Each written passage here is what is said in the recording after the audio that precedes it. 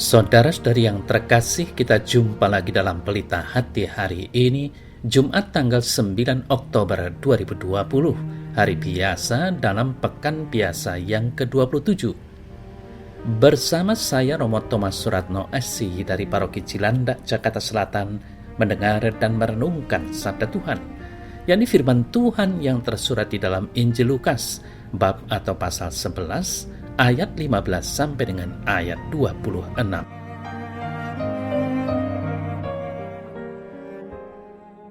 Tetapi ada di antara mereka yang berkata, ia mengusir setan dengan kuasa Beelzebul, pemimpin setan.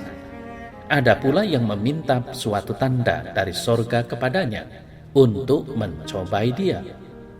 Tetapi Yesus mengetahui pikiran mereka, lalu berkata, setiap kerajaan yang terpecah-pecah pasti binasa, dan setiap rumah tangga yang terpecah-pecah pasti runtuh. Jikalau iblis itu juga terbagi-bagi dan melawan dirinya sendiri, bagaimanakah kerajaannya dapat bertahan? Sebab kamu berkata bahwa aku mengusir setan dengan kuasa Beelzebul. Jadi, jika aku mengusir setan dengan kuasa Beelzebul, dengan kuasa apakah pengikut-pengikutmu mengusirnya? Karena itu, merekalah yang akan menjadi hakimmu. Tetapi jika aku mengusir setan dengan kuasa Allah, maka sesungguhnya kerajaan Allah sudah datang kepadamu. Apabila seorang yang kuat dan bersenjata lengkap menjaga rumahnya sendiri, maka amanlah segala miliknya.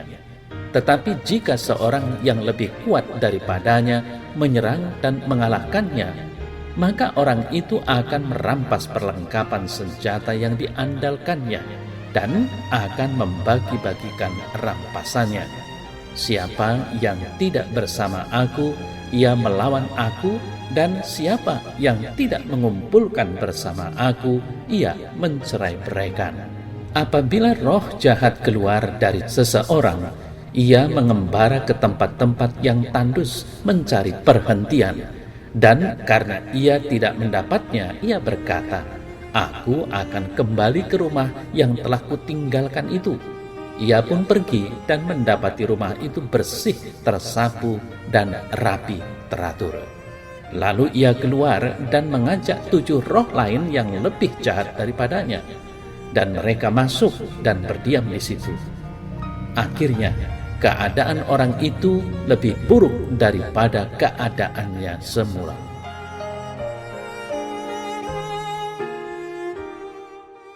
Saudara-saudari yang terkasih, dalam warta Injil hari ini dinyatakan bahwa kerajaan Allah yang tampak dalam diri Yesus dalam pengusiran setan tidak mungkin berasal dari roh jahat.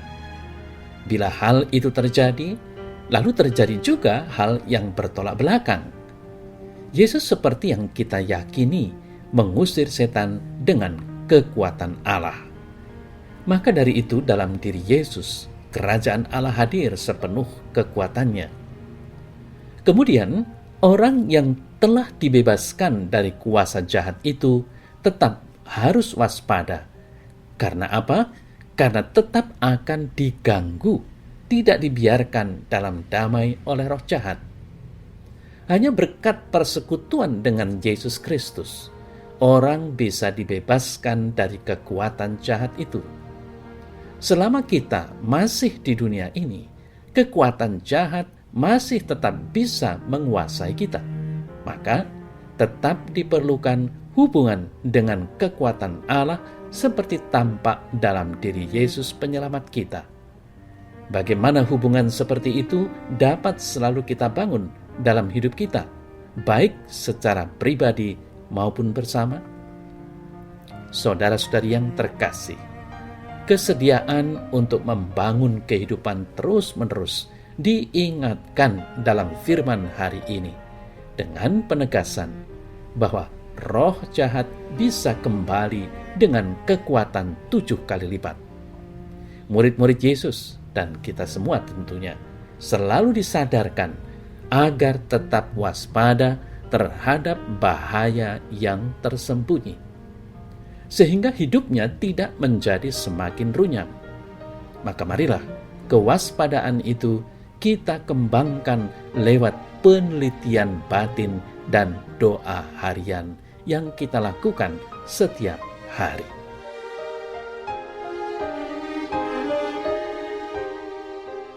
Ya Tuhan, sadarkanlah diriku selalu akan kekuatan si jahat yang selalu mengancam hidup damai bersamamu. Mampukanlah aku untuk tidak dikuasai mereka, dan pimpinlah aku supaya tetap bersatu dengan dirimu selalu. Amin.